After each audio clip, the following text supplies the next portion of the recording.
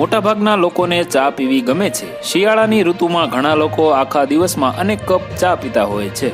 કેટલાક લોકો ચા વગર થોડો સમય પણ જીવી શકતા નથી।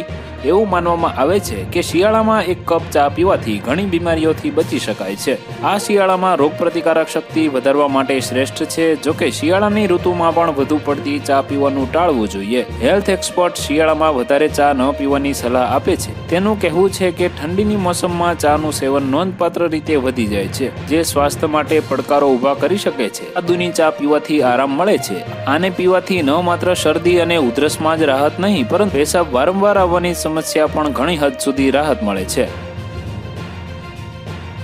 તો વધુ માહિતી મેળવવા માટે ચેનલ સાથે જોડાયેલા રહો। વિડીયો પસંદ આવે તો લાઈક કરી દેજો। ચેનલમાં નવા છો તો સબસ્ક્રાઇબ કરી દેજો।